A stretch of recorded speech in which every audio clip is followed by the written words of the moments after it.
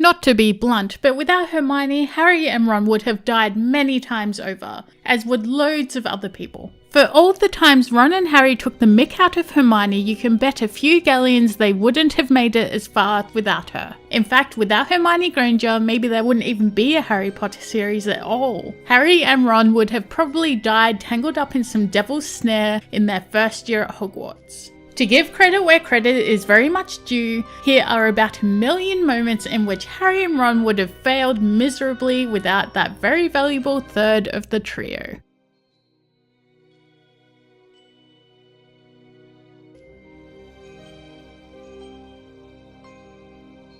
A run-in with Devil's Snare. From her very first year, Hermione was on it. While the other two messed around with Quidditch and chocolate frogs, Hermione was reading about Nicholas Flamel in the restricted section of the library, basically figuring out the entire plot of the Philosopher's Stone. The best example though was during the trio's first proper adventure together, where they delved beyond the trapdoor on the 3rd floor to rescue the Philosopher's Stone, discovering a magical obstacle course with different puzzles designed by various Hogwarts teachers. Professor Sprout's level contained a room of horrendous Devil's Snare, a perilous plant that strangles passers-by to death. While Ron and Harry had no idea why this plant seemed so tetchy, Hermione actually listened in herbology, and knew not only that it was Devil's Snare, but how to counter it with fire. Figuring out the basilisk. Even while unconscious, Hermione still managed to help Harry and Ron. During the basilisk's horrifying reign over the school and Chamber of Secrets, Hermione was attacked by the beast who had a taste for muggleborns. But she had still already figured out how it maneuvered through Hogwarts,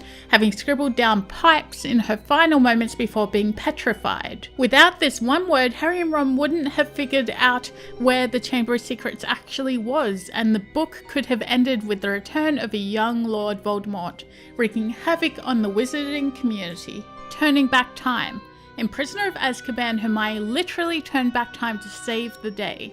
Originally given to her so she could attend more lessons, Harry and Hermione ended up using the Time Turner to rescue two misunderstood characters. First up is Hagrid's beloved Hippogriff Buckbeak, who is due to be killed after Malfoy complains, and the second of course is Sirius Black, who turns out not to be a horrible murderer, but Harry's wronged godfather, who is on the verge of having his soul sucked out by the Dementors of Azkaban. Now, without Hermione's sterling academic record, she would never have been entrusted with such a precious ministry item.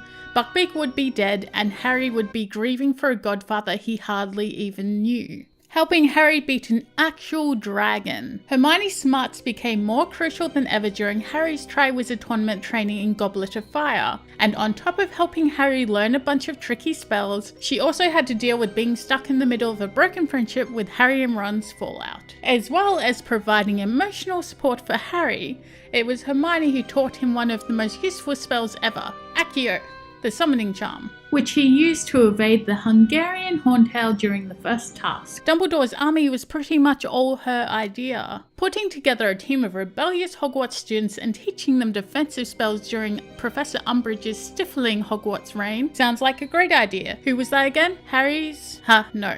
It was of course Hermione's. After she kindly suggested Harry taught the organisation himself, he proceeded to yell at her for daring to suggest such a thing. Nice one, Harry. Eventually, he realised this was an amazing idea, and the club then turned into Dumbledore's army. The secret society would become as crucial as ever in the resistance against Voldemort as the Order of the Phoenix was.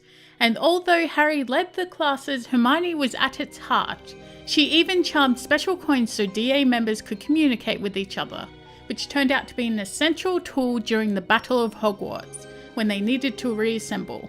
Pretty much every 5 seconds in Deathly Hallows.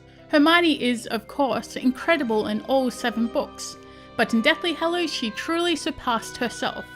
If it wasn't for Hermione, in fact, Ron and Harry would have been gone as at Bill and Flora's wedding, when the ceremony was suddenly attacked by Death Eaters. After all, Hermione was the only one who passed her apparition exam. On top of that, Hermione was an absolute rock during the search for Horcruxes. She bought her incredibly useful bottomless bag with every single possible useful item the trio could need, as well as casting protective spells on their tent, which she bought as well, by the way. All of this she did while living under horrendous emotional stress, including having to temporarily erase herself from her parents' memories, and dealing with Ron abandoning them halfway through their journey. Oh, is that all? No. She was also the one who saved Harry's neck by disfiguring his face during their capture at Malfoy Manor. She also withstood incredible torture at the hands of Bellatrix without revealing anything. Want more proof? Albus Dumbledore said it best during the chapter King's Cross, when he explained to Harry why he made it so hard for him to get hold of all three Deathly Hallows, hoping Hermione's more logical way of thinking would slow him up before he lost himself in obsession. Why did you have to make it so difficult? Dumbledore's smile was tremulous. I am afraid I counted on Miss Granger to slow you up, Harry. I was afraid that your hot head might dominate your good heart. We rest our case.